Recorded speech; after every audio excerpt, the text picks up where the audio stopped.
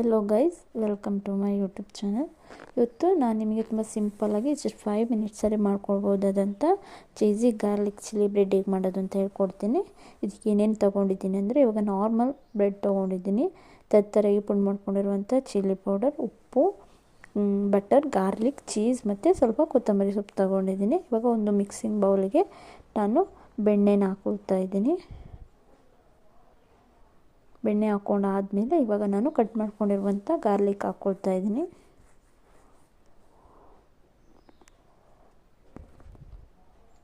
ಮತ್ತು ಸ್ವಲ್ಪ ಕೊತ್ತಂಬರಿ ಸೊಪ್ಪು ಹಾಕ್ಕೊಳ್ತಾ ಇದ್ದೀನಿ. ಇವಾಗ ನಾನು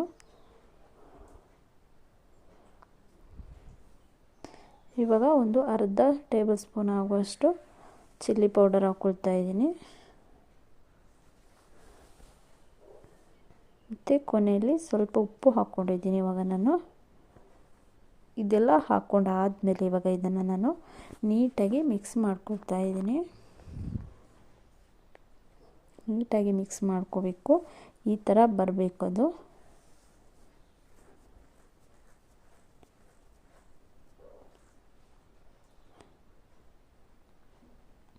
ಈ ಥರ ಬಂದಿದೆ, ನೀಟಾಗಿ ಮಿಕ್ಸ್ ಆಗಿದೆ ಇದು. ಇವಾಗ ಇನ್ನೊಂದು ಕಡೆ ಒಂದು ಸ್ಲೈಸ್ ಬ್ರೆಡ್ ತಗೊಳ್ತಾ ಇದ್ದೀನಿ. ಅದಕ್ಕೆ ಇವಾಗ ನಾನು ಒಂದು ಸ್ಲೈಸ್ ಚೀಸ್ ಹಾಕ್ಕೊಳ್ತಾ ಇದ್ದೀನಿ ಮೇಲ್ಗಡೆ.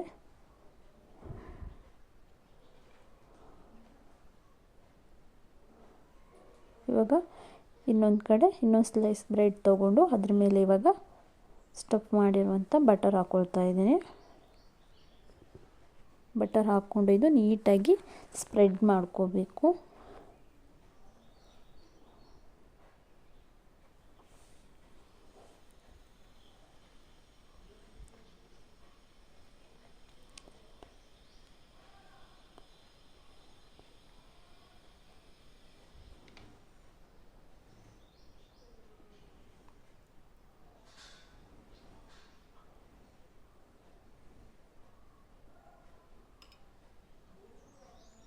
ಈ ಥರ ಇವಾಗ ನೀಟಾಗಿ ಮಿಕ್ಸ್ ಆಗಿದೆ ಇದು.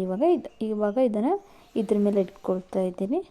ಇವಾಗ ನೆಕ್ಸ್ಟ್ ಒಂದು ಪ್ಯಾನಿಗೆ ಸ್ವಲ್ಪ ಬಟರ್ ಹಾಕ್ಕೊಳ್ತಾ ಇದ್ದೀನಿ.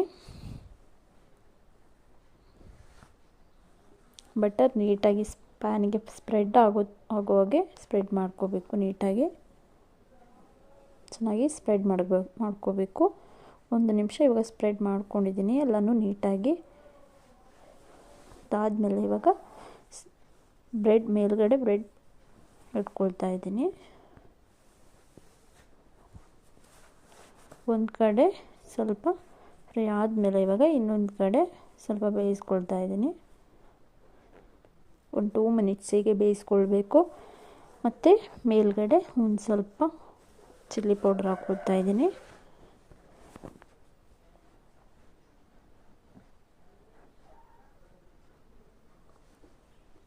ಇವಾಗ ಇದು ರೆಡಿ ಆಗಿದೆ.